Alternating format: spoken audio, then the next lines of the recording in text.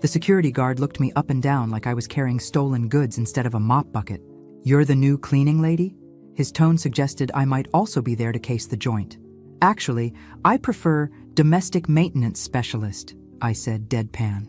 "But yes, I'm here to make sure your billionaire boss doesn't live in his own filth." "Where are you watching from today? Drop your location in the comments below and hit that like and subscribe button." 3 months ago, if someone had told me I'd be standing in the marble-floored lobby of Morrison Manor at 6 in the morning, armed with industrial-strength bleach and a wounded pride, I would have laughed. Back then, I was Margaret Thompson, co-owner of Thompson's hardware store, married to Tom for 32 years, living a perfectly ordinary life in suburban Cleveland. Now here I was, 54 years old, widowed, and desperate enough to scrub toilets for a 28-year-old who probably made more in a day than I'd seen in my entire lifetime. Tom's sudden heart attack had been devastating enough. Discovering that our store was drowning in debt he'd hidden from me for 2 years, that was the knockout punch. The bank took everything except my dignity, and honestly, some days that felt negotiable. "Mrs. Thompson?" A crisp voice interrupted my mental inventory of life's failures. A woman in her 40s approached, her blonde hair pulled into a bun so tight it probably gave her headaches. Her navy suit screamed expensive, and her smile screamed fake. "I'm Diana Morrison, Mr. Morrison's stepmother. I'll be showing you around today." Stepmother. She looked barely older than the billionaire himself. I'd seen this movie before. Young woman marries wealthy older man, gets widowed, inherits everything. Classic. "Thank you for the opportunity, Mrs. Morrison," I said, mustering what was left of my manners. "It's Miss Morrison now," she corrected, her smile tightening. "My husband passed away 6 months ago." "Ah." So we were both members of the Unwanted Widows Club, though something told me her membership came with significantly better benefits than mine. She led me through rooms that belonged in magazines, Persian rugs that cost more than my old house, crystal chandeliers that would take me a week to clean properly, artwork that made me afraid to breathe too close. "Daniel inherited everything when his grandfather passed," Diana explained as we walked. "The house, the companies, the fortune. He's very particular about his privacy and his space being maintained to exact standards. Translation: don't touch anything expensive. And if you break it, we'll garnish your wages until you're 90. The previous cleaning service was, let go," she continued. "They weren't suitable for our needs. They probably asked for a living wage." We climbed a curved staircase that belonged in a Hollywood movie. At the top, Diana gestured toward a long hallway lined with doors. "The master suite is off limits unless specifically requested. The guest rooms need attention twice weekly, and there's a small apartment above the garage where you'll be staying during your scheduled shifts. I'll be living here Tuesday through Saturday. Daniel prefers live-in staff. He works unusual hours and values having people available when needed." Great. 5 days a week in paradise, 2 days remembering what my actual life looked like. We reached the end of the hallway where Diana opened a door marked Private. "This is the family portrait gallery. It needs dusting weekly, but be extremely careful. These paintings are irreplaceable." I nodded, trying to look like someone who had never accidentally knocked over a display of paint cans in her own store. "I'll leave you to familiarize yourself with the layout," Diana said. "Your uniform and supplies are in the utility room downstairs. First shift starts tomorrow at 6 a.m. sharp." After she left, I stood alone in the portrait gallery, surrounded by oils paintings of people who had probably never worried about mortgage payments or medical bills. Stern-faced men in suits, elegant women dripping in jewels, children who looked like they'd been born wearing trust funds. I was dusting the frame of a particularly imposing patriarch when I saw it. The portrait stopped me cold. A young woman with dark hair and bright green eyes, wearing a blue dress that looked like it cost more than my car. She was beautiful, sophisticated, clearly painted by an expensive artist. But it was her face that made my hands shake and nearly drop the cleaning cloth. I was staring at my sister Sarah. Sarah, who had disappeared when she was 8 years old and I was 12. Sarah, who had vanished from our backyard during a game of hide-and-seek 42 years ago. Sarah, who had been declared dead after 7 years of searching, turned up nothing. Sarah, who was apparently alive and connected to this family somehow. The nameplate at the bottom of the frame read, "Sarah Morrison, beloved wife and mother. What the hell? Slipped out before I could stop it. I stood there staring at the portrait, my mind racing through impossible explanations. Maybe Sarah just looked like this woman. Maybe it was some cosmic coincidence. Maybe I was having a breakdown and seeing things that weren't there. But no, I knew every freckle on Sarah's face, every expression she made when she was thinking hard about something. This was my little sister, grown up and gorgeous and wearing jewelry that could feed a small country. Is there a problem? I spun around to find a man standing in the doorway. Tall, dark-haired, with the kind of bone structure that suggested excellent genetics and personal trainers. This had to be Daniel Morrison, the boy billionaire himself. My voice came out as a croak. I cleared my throat and tried again. I was just cleaning the portraits, sir. You're staring at that particular painting like you've seen a ghost. You have no idea. She's very beautiful, I managed. Your wife? My mother. Mother. The word hit me like a physical blow. This man, this stranger who probably bought companies the way normal people bought coffee, was Sarah's son, my nephew. I'm sorry for your loss, I said automatically. His expression darkened. She's not dead. Now I was really confused. But Diana says a lot of things. His tone suggested he and his stepmother weren't exchanging Christmas cards. My mother disappeared 8 years ago. No note, no explanation. She just vanished. 8 years ago. That would make this the second time Sarah had disappeared from someone's life. That must have been devastating, I said carefully. Daniel studied me with eyes that reminded me unnervingly of Sarah's. You look familiar. Have we met before? My heart hammered against my ribs. I don't think so, sir. I would have remembered. Daniel? And yes, you would have. He stepped closer to the portrait. My mother had a sister once, before she met my father.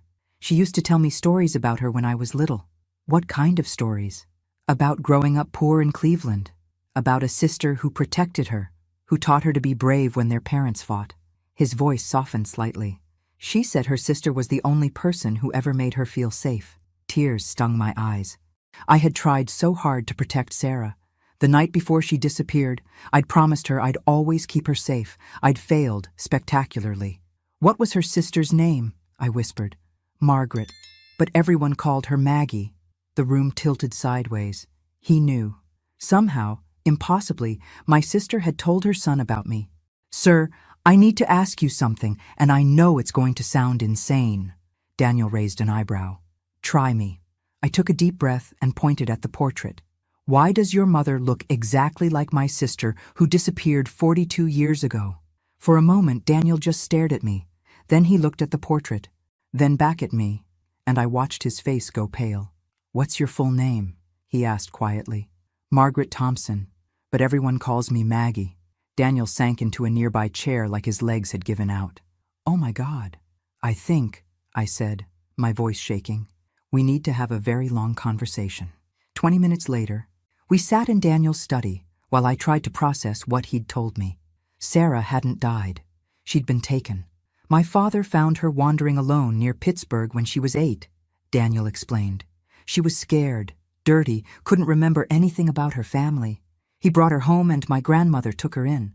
Couldn't remember. Or wouldn't say? The question came out sharper than I'd intended. Daniel paused. What do you mean? I pulled out my phone and showed him a photo I always carried. Sarah and me at a carnival the month before she disappeared.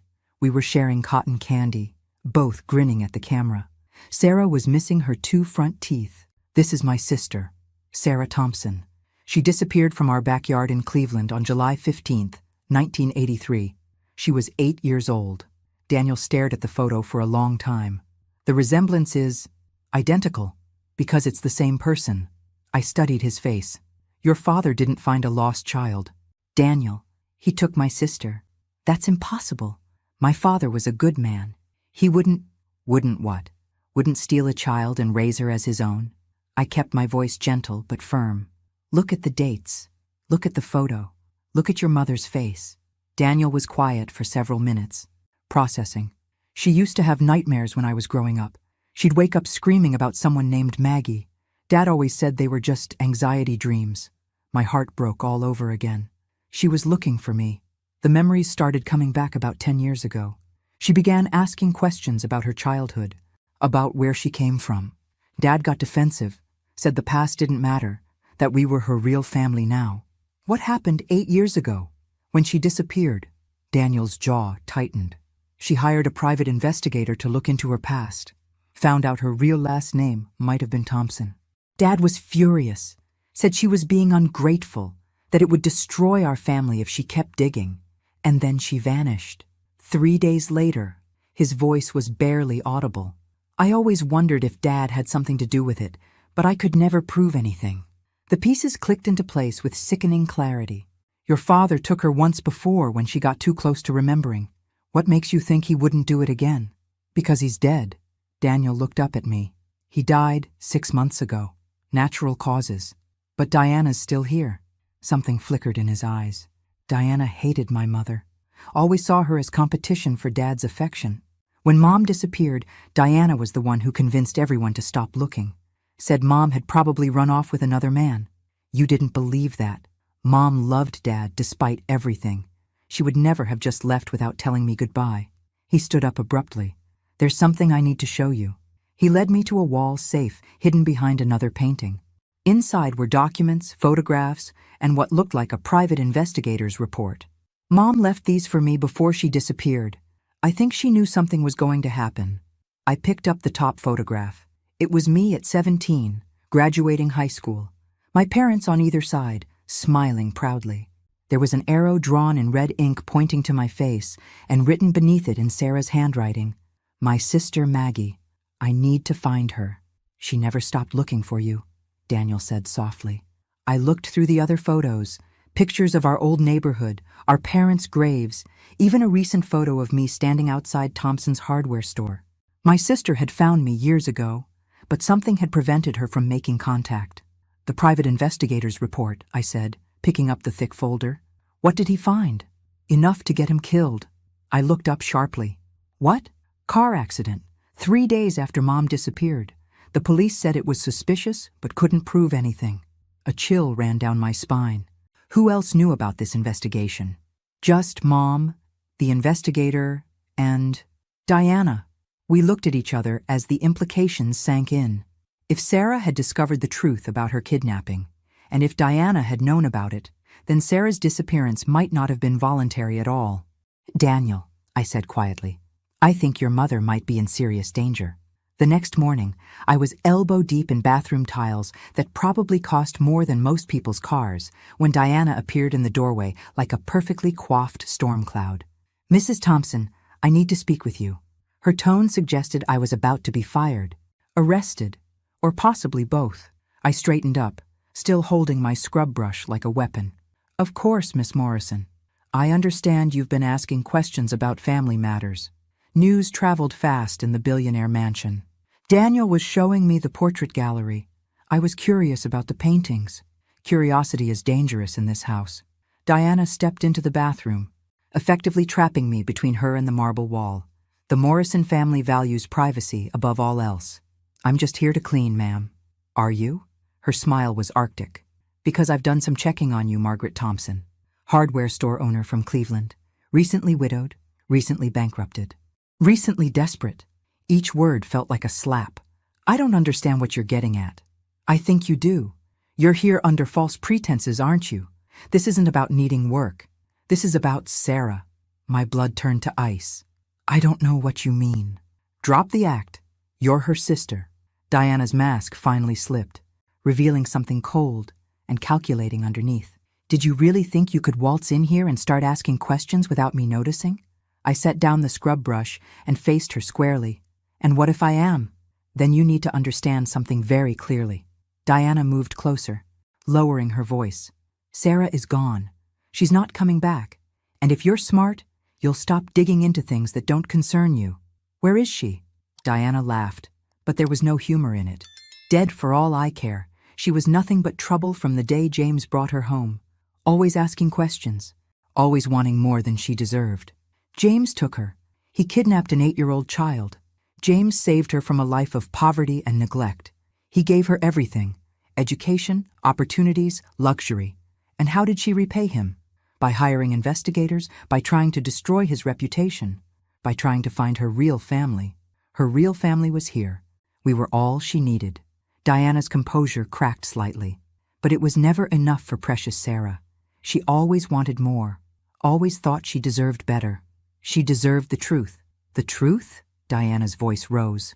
The truth is that Sarah was ungrateful and selfish. James loved her like his own daughter, and she threw it back in his face. By wanting to know where she came from? By threatening to go public with her delusional theories about being kidnapped. Do you have any idea what that would have done to James's reputation? To his business? So that was it. Sarah hadn't just disappeared. She'd been silenced to protect the Morrison family name. Where is she, Diana? I told you, dead. But you don't know for sure, do you? I watched her face carefully. Because if you knew for certain, you wouldn't be so worried about me being here. Diana's eyes narrowed dangerously. You're playing a very dangerous game, Mrs. Thompson. And you're threatening me. I'm giving you friendly advice. Sarah learned the hard way what happens to people who ask too many questions. The bathroom door suddenly swung open. Daniel stood there, his face dark with anger. Diana, what are you doing? Just welcoming our new employee, Diana said smoothly, her mask sliding back into place, making sure she understands how things work here. I heard voices, raised voices. Mrs. Thompson was asking about the family history. I was explaining our preference for privacy. Daniel looked between us, clearly not buying Diana's explanation. Mrs. Thompson, are you all right? Fine, sir. Just learning the ropes. Diana, I need to speak with you, now. After they left, I sank down on the marble floor, my hands shaking. Diana knew exactly what had happened to Sarah, and she'd all but admitted that the Morrison family was willing to kill to keep their secrets buried. I pulled out my phone and scrolled through my contacts until I found Detective Martinez, a friend of Tom's who'd helped us when the store was vandalized last year. Rosa? It's Maggie Thompson. I need help, and I think someone's life might be in danger. Detective Martinez arrived at a coffee shop 3 blocks from the Morrison mansion, looking like she'd rather be anywhere else. Maggie, when you said you needed help, I thought you meant with insurance paperwork or something normal. Rosa slid into the booth across from me. You're talking about kidnapping, murder, and conspiracy. This is way beyond a friendly favor. Rosa, please, I know how it sounds. It sounds like grief and financial stress have made you paranoid. Her voice was gentle but firm. You've been through a lot recently. Maybe you're seeing patterns that aren't there. I pulled out my phone and showed her the photos Daniel had shared with me. Look at these dates. Look at the progression. Rosa studied the images, the missing child report from 1983, the private investigator's notes, the photos Sarah had collected of our family. Her expression slowly changed from skeptical to concerned. This is compelling circumstantial evidence, she admitted. But it's not proof of current wrongdoing. The private investigator died 3 days after Sarah disappeared. Car accident. Accidents happen. Rosa, please. I'm not asking you to arrest anyone. I just need you to help me figure out what happened to my sister. She was quiet for a long moment. Officially, I can't investigate a missing person case from another jurisdiction without cause. Unofficially, she sighed. I can make some phone calls. Check if there are any open investigations into James Morrison's death. See if anyone else has reported Sarah missing. Thank you. But Maggie, you need to be careful. If you're right about any of this, you're putting yourself in real danger by staying in that house. I can't leave. Not when I'm this close to finding out what happened to her. Then at least promise me you'll check in every day. If I don't hear from you, I'm calling in backup. That evening, I was organizing supplies in the utility room when I heard voices from the kitchen above me. The house's old heating vents carried sound perfectly, and what I heard made my blood run cold. She knows too much. Diana's voice was sharp with frustration. We don't know that for certain. An older male voice I didn't recognize. She's asking about Sarah, about the investigation. She's Sarah's sister, for God's sake. Of course she knows. Then we handle it the same way we handled the other problems. My hands stopped moving. Other problems, like the private investigator who died in a car accident. It's too risky, Diana continued. Daniel suspects something. If another person connected to this dies, he'll start asking questions we can't answer. Then what do you suggest? We move Sarah. Tonight. Somewhere she can never be found. My sister was alive. Diana had been lying when she said Sarah was dead. But for how long? The facility in Canada is secure, the male voice said. Once she's there, it won't matter what anyone suspects. Facility. They were talking about some kind of institution. And if she talks, if she tells someone the truth, she's been heavily medicated for years. No one believes the ravings of a mental patient. Mental patient. They'd had my sister committed to keep her quiet. Fine. Make the arrangements. Diana's voice was moving away. But if this goes wrong, if Daniel finds out what really happened, Daniel will never find out. Neither will the sister. Some secrets are worth protecting at any cost. I waited until the voices faded, then crept upstairs. The kitchen was empty, but I could hear Diana talking on the phone in another room. Yes, tonight. Transfer the patient to the Canadian facility immediately. No, there can't be any record of the move. Destroy all documentation. I had maybe 6 hours before they moved Sarah to someplace I might never find her. 6 hours to save my sister and get justice for everything the Morrison family had done. I pulled out my phone and called Detective Martinez. Rosa, it's an emergency. I need backup, and I need it now. But as I was talking, I heard footsteps behind me. I turned to find Daniel standing in the doorway, his face pale with shock. I heard everything, he whispered. My God, Maggie, what have they done to her? Daniel grabbed my arm, his eyes wild with panic and rage. They've had her locked away for 8 years? My own mother? Daniel, we need to stay calm, I whispered, glancing toward the hallway where Diana might return. If they suspect we know, calm. They've been drugging her, keeping her prisoner, and I've been living here like nothing happened. His voice cracked. All those times I wondered if she was dead, and she was just trapped. The sound of Diana's heels clicking on marble echoed from the foyer. Daniel straightened, schooling his features into a mask of casual indifference, a skill he'd clearly learned living with vipers. Mrs. Thompson? Everything all right? Diana appeared, her radar for family discord finely tuned. Just discussing tomorrow's schedule, Daniel replied smoothly. I need the library cleaned early. Business meeting at 10. Diana's eyes narrowed slightly, but she nodded. Of course, Mrs. Thompson. You should retire early tonight, long day tomorrow. Translation. Stay in your room and mind your own business while we destroy evidence and relocate your sister. Yes, ma'am. Good night. I headed toward the staff quarters, my phone burning a hole in my pocket. Rosa was on her way, but even with police backup, we needed to know exactly where Sarah was being held before they moved her. In my small room above the garage, I paced like a caged animal. Every minute that passed was another minute closer to losing Sarah forever. I'd already lost her once to these people. I wouldn't let it happen again. A soft knock on my door made me freeze. Mrs. Thompson, it's Daniel. I opened the door to find him holding a manila folder. I went through Dad's office, found this hidden in his safe. The folder contained medical records from Pine Haven Private Treatment Facility, 2 hours north of Cleveland. Sarah Morrison, patient 14471, admitted 8 years ago for severe dissociative disorder and delusional thinking. Treatment included heavy sedation and isolation therapy. Isolation therapy, I muttered, my hands shaking with rage. They've been torturing her. There are financial records, too. Dad's been paying them $200,000 a year to keep her quiet. And Diana's been in charge of those payments since your father died. Daniel nodded grimly. She has power of attorney over all Dad's medical decisions. Legally, she can authorize Sarah's transfer anywhere she wants. Not if Sarah's competent to make her own decisions.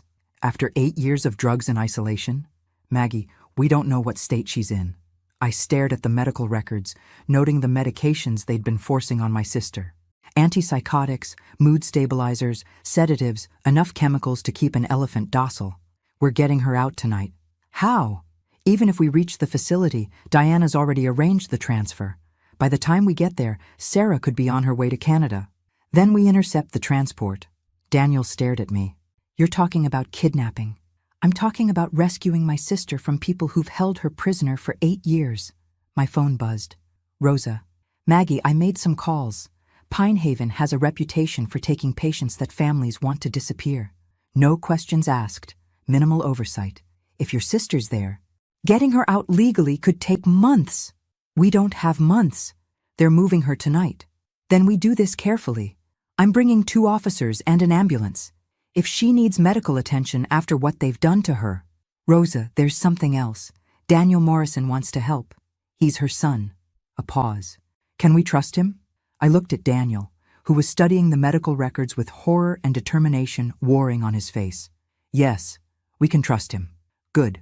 We'll need inside information about the facility's layout and security. After ending the call, Daniel and I spread out building plans he'd printed from the county records office. Pinehaven was built like a fortress.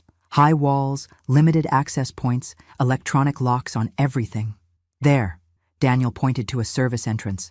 Staff parking is here. Deliveries come through this gate. Less security than the main entrance. You've thought about this before. I've been trying to figure out where they took her for 8 years. Never got close enough to be sure until now. Daniel, once we do this, there's no going back. Diana will know you're involved. Your inheritance, your life as you know it. My life has been built on a lie. My mother is alive, and she's been suffering while I lived in luxury bought with blood money. His jaw set determinedly. Let Diana have the money. I want my mother back.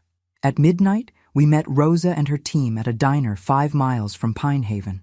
The officers looked skeptical about our plan, but Rosa had apparently vouched for my sanity. Security changes shifts at 2 a.m., Daniel explained. That's our window. Skeleton crew for 30 minutes while they do handover. What about cameras? I can loop the feed from the security office. Dad invested in the facility years ago. I have administrative access to their systems. Rosa raised an eyebrow. Convenient. Dad liked to keep tabs on his investments, especially ones holding family secrets. The service entrance to Pinehaven looked like something from a horror movie. High concrete walls topped with razor wire, security cameras every 20 feet, and floodlights that could illuminate a football stadium.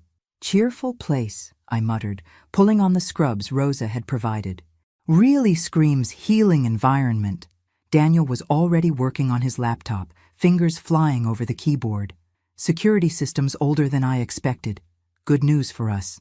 How's it good news that they're running a prison with outdated security? Easier to hack. And his screen filled with camera feeds. Got it.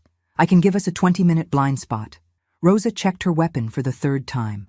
Remember, we go in quiet, find Sarah Thompson Morrison, and get out. No heroics, no confrontations with staff unless absolutely necessary. What if she doesn't remember me? The question had been eating at me for hours. 8 years of drugs and isolation.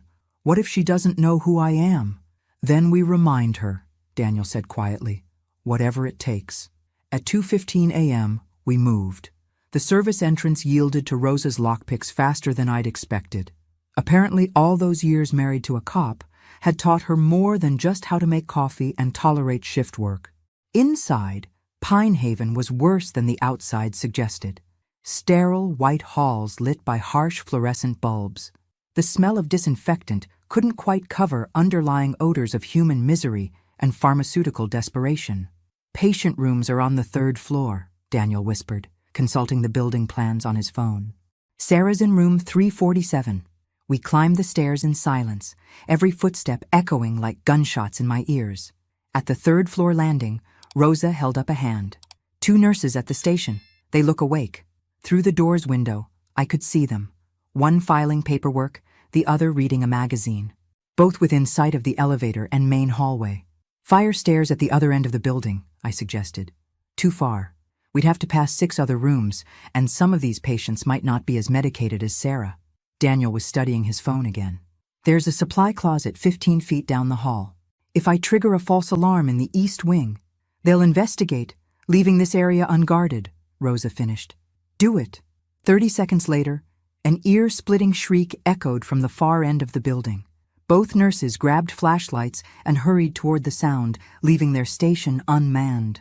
We moved quickly down the hallway, passing doors marked with numbers and names that represented someone's broken child, lost parent, or discarded family member. Room 343, 345, 347. The door was locked, but Rosa made quick work of it. Inside, my heart nearly stopped. A small figure lay on a narrow bed. So thin and pale I almost didn't recognize her. Sarah's beautiful dark hair had been shorn short, and her face was gaunt, aged beyond her actual 46 years. But it was her, my baby sister. Sarah? I whispered, approaching the bed slowly. Her eyes opened, unfocused and glazed from medication. She looked at me without recognition, then at Daniel, then back to me. "Time for pills?" she asked in a voice like broken glass. "No, sweetheart, no more pills." I sat on the edge of the bed, my heart breaking. "Sarah, it's me. It's Maggie." Something flickered in her eyes. "Maggie's dead. They told me Maggie died in a car accident." The cruelty of it hit me like a physical blow. They'd told her I was dead to prevent her from hoping, from trying to reach out. "I'm not dead, Sarah. I'm here. I found you. You're not real." She turned her face away. "Nothing's real anymore." Daniel stepped forward, his voice gentle. "Mom, it's Daniel, your son. We're here to take you home." Sarah's head turned back, studying Daniel's face with growing awareness. "Danny, my Danny." "Yes, Mom, it's me. But you're supposed to be at school. Diana said you were at boarding school and couldn't visit because I was too sick." Another lie. Another cruelty designed to isolate and break her spirit. "I'm not at school anymore. Mom, I grew up, and I've been looking for you." Sarah struggled to sit up, and I could see the toll 8 years had taken. Her hands shook constantly, a side effect of long-term antipsychotic use. Her movements were slow, uncertain. "This isn't real," she repeated, but with less conviction. They said everyone I remembered was dead or didn't want me anymore." "All lies," I said firmly. "Sarah, do you remember when we were kids? You used to have nightmares about the monster in your closet, and I'd sleep on your floor to protect you? Maggie would sing to me," she whispered. "Some song about mockingbirds." "Hush, little baby. Don't say a word," I began singing softly. "Maggie's gonna buy you a mockingbird." Sarah's eyes filled with tears. Real recognition dawned in her face for the first time. "Maggie? My Maggie?" "Yes, baby girl. Your Maggie." The alarm down the hall suddenly stopped, and we heard voices approaching. "Time to go," Rosa said urgently. But as we helped Sarah stand, her legs buckled. 8 years of sedation and minimal movement had left her weak as a kitten. "Can you walk?" Daniel asked. I don't know." Footsteps echoed in the hallway, getting closer. "Wheelchair," Rosa said, grabbing one from the corner of the room. "Daniel, can you carry her?" As Daniel lifted his mother, Sarah looked at me with sudden panic. "Maggie, they'll hurt you if they find you here. Diana said terrible things would happen to anyone who tried to help me." "Let me worry about Diana," I said grimly. We'd made it halfway to the fire exit when the lights blazed on and a voice boomed through the intercom. "Security breach in Sector 7. All units respond immediately." The fire alarm doors slammed shut with an electronic click that meant business. "Well, that's not good," I observed, watching Daniel frantically swipe his access card against the reader. "Please tell me you have a plan B." "Working on it," he muttered, fingers flying over his phone. "The system's in lockdown mode. I need to find another way to—" Heavy footsteps thundered up the main stairwell. 3 security guards and what looked like an orderly were heading straight for us. Rosa drew her weapon. "Police! Stay where you are!" The guards hesitated, but the orderly, a massive man who probably bench-pressed patients for fun, kept coming. "You can't take her," he growled. "Dr. Hendricks's orders. She's dangerous to herself and others." "Dr. Hendricks can discuss that with my lawyers," Daniel snapped. "That's my mother, and she's leaving with us. Not without proper discharge paperwork." Sarah, who'd been silent in the wheelchair, suddenly spoke up. "Marcus?" She was looking at the orderly with something approaching recognition. "Marcus, you told me Danny was dead." The big man's face reddened. "Sarah, you're confused. The medications make you remember things wrong." "No," her voice was getting stronger. "You said my son died in a car accident when he was 16.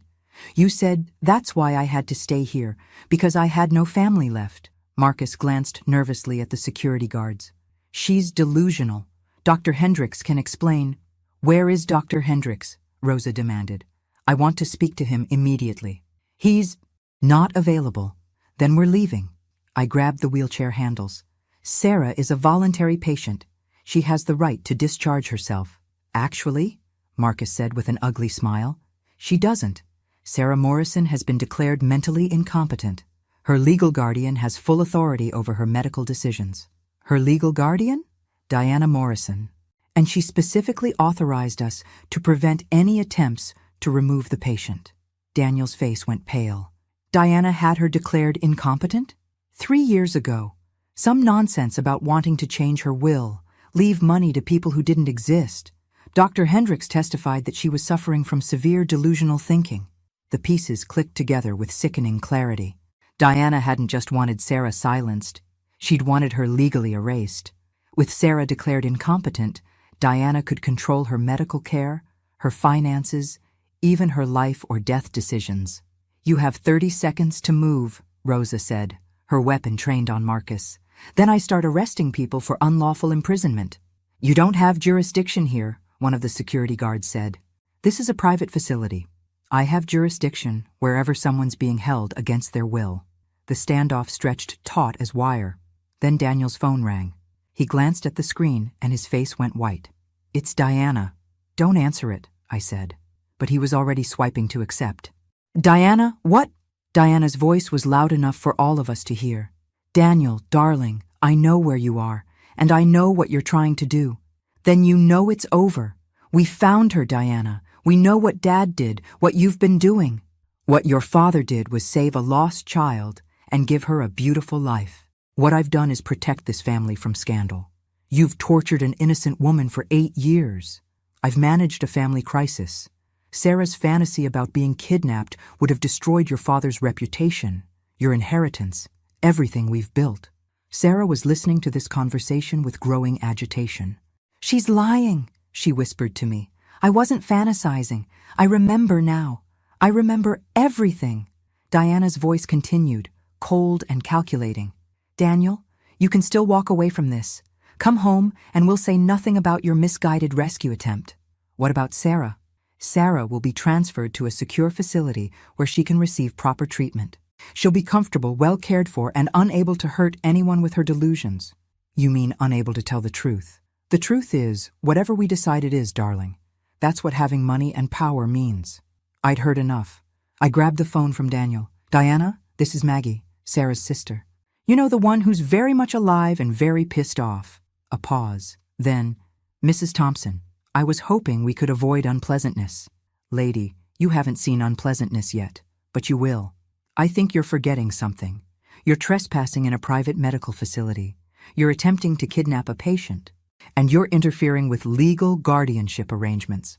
And you're going to prison for kidnapping, false imprisonment, and conspiracy to commit murder." Diana laughed. "Prove it.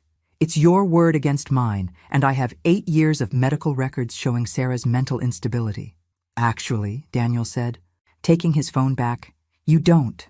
I could hear the smile in his voice, and suddenly I realized what he'd been doing on his phone while we argued with the guards. "What do you mean?" Diana's voice had lost some of its confidence. "I mean, I've been recording everything. This conversation, the conversation in the kitchen tonight. Everything. And I've been uploading it to multiple cloud servers in real time. The silence on the other end was deafening." "Oh," Daniel continued cheerfully. "And I sent copies to my lawyer, the Cleveland Plain dealer, and Channel 5 News. Funny thing about being a billionaire. The media takes your calls even at 3 a.m. You wouldn't dare. Watch me. The story should be breaking on the morning news. Billionaire's wife held captive for 8 years. It has a nice ring to it, don't you think?" Marcus and the security guards were looking at each other uncertainly. Whatever Diana was paying them, it probably didn't include dealing with national media attention and murder charges. "Diana," Daniel said quietly, "it's over. The police are here. The media will be here soon, and everyone's going to know what you did. Daniel," Diana's voice was pleading now, "think about what you're doing. The scandal will destroy everything your father worked for." "Good. Maybe it's time the Morrison name meant something other than money and corruption." He ended the call and looked at the guards. "Gentlemen, I strongly suggest you step aside. In about 10 minutes, this place is going to be crawling with reporters and FBI agents." "FBI?" Marcus squeaked.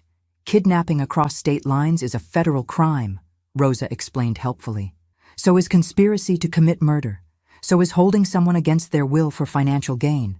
The guards looked at each other, then at Marcus, then at us. Slowly, they stepped aside.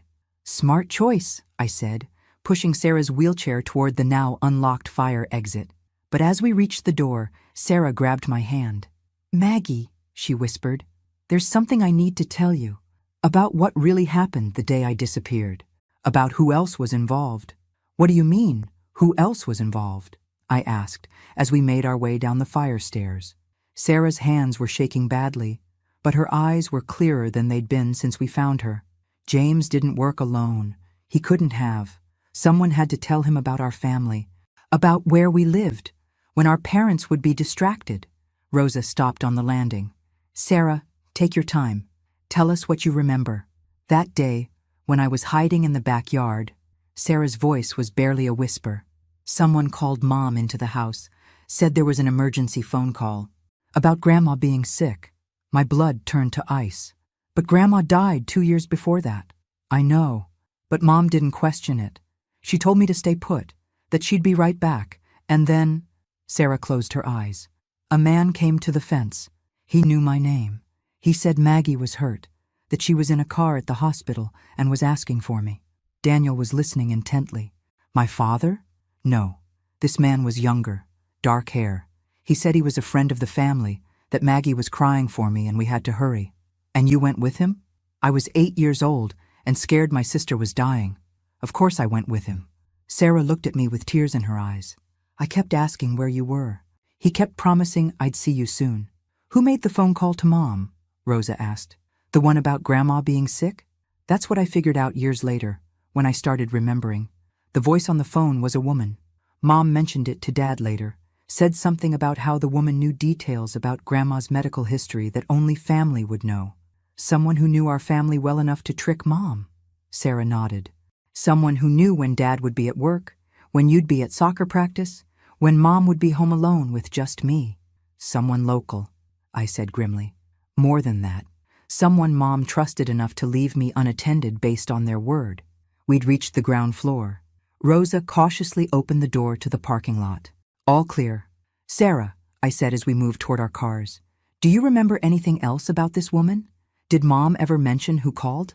"She said—" Sarah frowned, concentrating. "She said it was strange because the woman had called her Margaret instead of Mom, but knew so much about the family." Margaret. Only a few people outside immediate family called our mother by her full name. Teachers, doctors, and church members, I breathed. "What?" Mom was very active in church. The women's auxiliary, the planning committee. They all called each other by their formal names. Rosa was already taking notes. "So we're looking for a woman connected to your family's church, someone who knew your routines, your family history, and had enough influence to convince a mother to leave her child unattended." "But why?" Daniel asked. "Why would someone from your church help kidnap Sarah?" "Money," Sarah said simply. "James paid them. He had to have. This wasn't random. It was planned, coordinated, professional. How much would someone take to help kidnap a child?" Sarah's laugh was bitter. "You'd be surprised what people will do for money, especially people who think they'll never get caught." As we reached our cars, Rosa's radio crackled to life. "Martinez, what's your status?" "Package secured and en route. Situation under control." "Copy that. Be advised, we have federal agents requesting updates on the Morrison case. Looks like this is going bigger than expected." Sarah looked at Daniel with concern. "Are you ready for this? Once this story breaks, your life is going to change completely." "It already has," Daniel said. 8 years too late, but it has. The Morrison family will come after you with everything they have.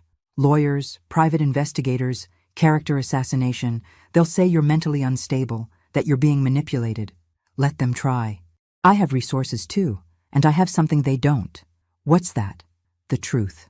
As we drove away from Pinehaven, I watched the building shrink in my mirrors and tried to process everything that had happened. 42 years after losing my sister, I'd found her. But finding her and saving her were two different things. "Maggie!" Sarah's voice was small from the back seat. "What if I can't get better? What if 8 years of drugs and isolation have damaged me permanently?" I reached back and took her hand. "Then we'll deal with that together. But Sarah, you're stronger than they think. You survived 8 years of hell and still remembered who you were." "Still remembered me. That's not damage. That's proof of how strong you really are. I want to go home." "Where's home for you?" She was quiet for a long moment. I don't know anymore. The house I grew up in with James is full of lies. The house we lived in as children is gone. I don't know where I belong. You belong wherever you're loved, Daniel said from the front seat. And you're loved by me and by Maggie. Everything else we can figure out. My phone rang. Rosa. Maggie, we have a problem. Pine Haven is claiming Sarah was taken against her will by armed intruders. They're filing kidnapping charges against all of us. On whose authority? Diana Morrison's. She's claiming we've kidnapped a mentally incompetent woman and interfered with her medical treatment. What about the recordings Daniel made? They'll help. But Diana's lawyers are arguing that Sarah was coerced into those statements while under emotional duress. I looked at Sarah in the rearview mirror. After everything she'd been through, she was about to be dragged through a legal nightmare that could last years. Rosa, what do we need to prove Sarah's competence? Independent psychiatric evaluation, evidence that she's been held against her will, and proof that Diana's guardianship was obtained fraudulently. How long will that take? Months, maybe years. We don't have months. Diana will have Sarah back in an institution within days. Then we need to find proof of the original conspiracy. The woman who made the phone call, evidence of payment, something that shows this was a planned kidnapping from the beginning. I thought about what Sarah had remembered, a woman from our church, someone who knew our family well enough to manipulate Mom. Sarah, what was the name of our church? The one Mom was so active in? St.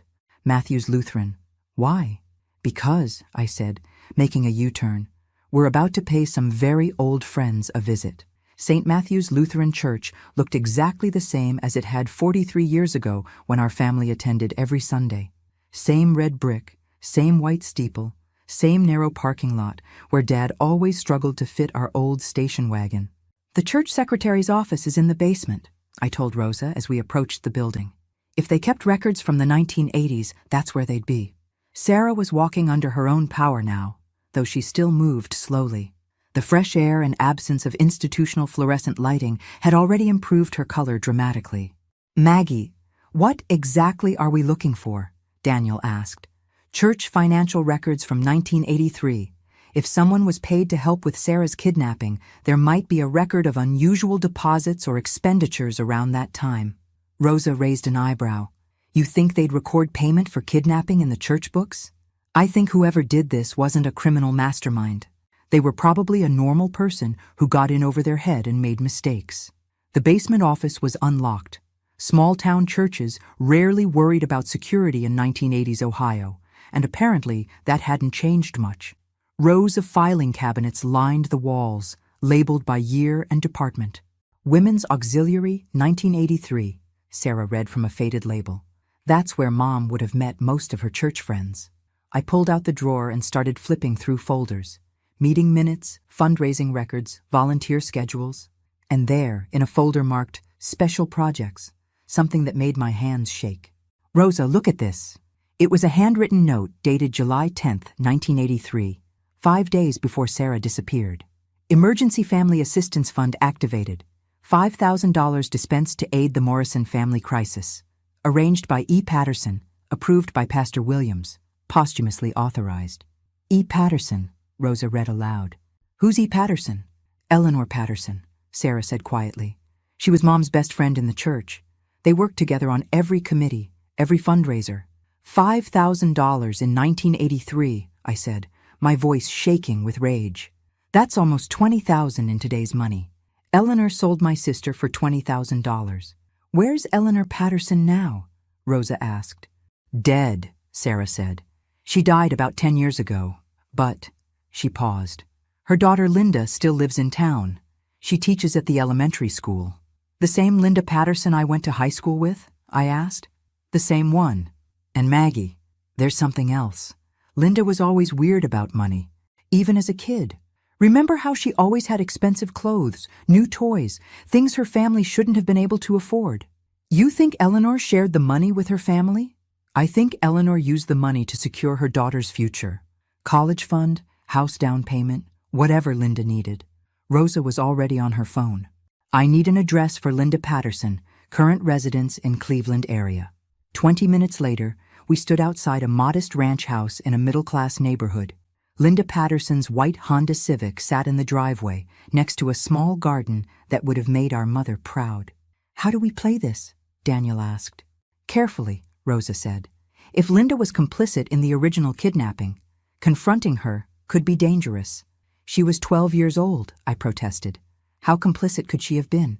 Old enough to remember, old enough to keep secrets for 40 years. I rang the doorbell. Footsteps approached, and the door opened to reveal a woman I barely recognized. Linda Patterson had aged into a tired-looking middle school teacher with gray-streaked hair and suspicious eyes. "Margaret Thompson?" she said uncertainly. "My God, I haven't seen you since high school graduation." "Hello, Linda. This is my sister Sarah." Linda's face went white as she looked at Sarah. That's impossible. Sarah died years ago." "No, Linda. Sarah was taken, and I think you know exactly how and why." Linda's hand moved toward the door, but Rosa stepped forward, showing her badge. "Ms. Patterson, I'm Detective Martinez. We'd like to ask you some questions about events in 1983. "I don't know what you're talking about. We found the church records." "Linda," I said quietly, "the emergency fund, your mother's signature on the authorization." Linda's composure cracked completely. She told me it was to help a family in crisis, that someone needed money for medical bills. "And you believed her?" "I was 12 years old. When my mother said we were helping people, I believed her." "But you figured it out eventually," Sarah said, speaking for the first time. "When did you realize what really happened?" Linda looked at Sarah with tears in her eyes. "When I was in college. Mom had too much to drink one Christmas and started rambling about mistakes she'd made, children she'd hurt. She said she'd been promised that no one would get hurt, that you were going to a loving family." "A loving family," I repeated bitterly. "Is that what she called kidnappers?" "She said James Morrison was wealthy, that he could give you opportunities your real family never could. She convinced herself she was doing a good deed. For $5,000. Linda nodded miserably.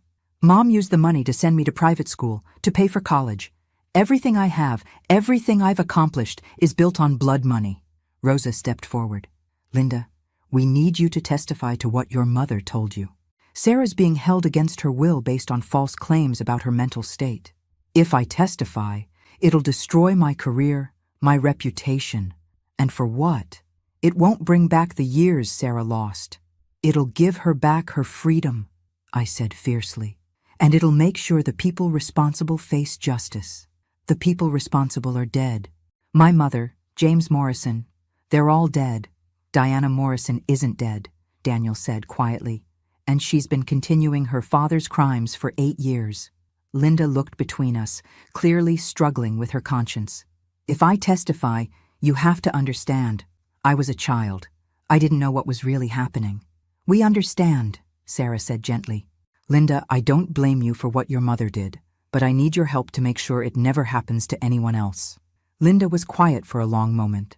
Then she nodded. "Okay, I'll testify, but I want immunity from prosecution." "Done," Rosa said immediately. As we walked back to our cars, Sarah grabbed my hand. "Maggie, is it really over?" "Almost," I said. "We still have to deal with Diana's legal challenges, the media circus, all of that. But the truth is out now. Diana can't hide behind lies anymore. What happens to Daniel, to his inheritance?" I looked at Daniel, who was talking quietly with Rosa about next steps. "I think Daniel's going to be just fine. He's got something worth more than money, integrity. And what about us? What happens to our family now?" I squeezed her hand. "Now we get to find out who we are when we're not victims or survivors. We get to just be sisters again." My phone rang. It was Detective Martinez. "Maggie, turn on Channel 5. The story's breaking now." I found a news app on my phone and clicked on the live stream. A perfectly coiffed anchor was speaking directly into the camera. "Good morning. I'm reporting on a breaking story out of Cleveland involving allegations of kidnapping, false imprisonment, and a decades-long conspiracy involving one of Ohio's wealthiest families." As the reporter continued, detailing the evidence we'd uncovered and Linda's forthcoming testimony, I realized this was really happening. After 42 years, the truth was finally coming out. "And in related news," the anchor continued, "Diana Morrison was arrested early this morning on charges of kidnapping, false imprisonment, and conspiracy. She's being held without bail pending a federal investigation into the Morrison family's business practices. Sarah started crying. Not tears of sadness, but tears of relief. It's really over, she whispered. Yes, I said, putting my arms around her. It's really over, and we're really free. 6 months later, I stood in the kitchen of our new house, a modest place we'd bought together with money from the settlement Daniel had insisted we accept. Sarah was making coffee, her hands steady now that she'd been off the psychiatric medications for months. Maggie, she said, do you think we'll ever be normal? I laughed. Sarah, we were never normal. We're sisters who found each other across 42 years, time zones, and more trauma than most people see in a lifetime. Normal is overrated. What's not overrated? Family, I said simply. Love. The truth. Those things are priceless. She smiled, the first real smile I'd seen from her since we were children. Maggie? Yeah? Thank you for never giving up on me. Thank you for staying alive long enough for me to find you. Outside, Daniel's car pulled into the driveway. He came for dinner every Sunday now, a tradition we'd started to rebuild the family bonds that lies and money had nearly destroyed.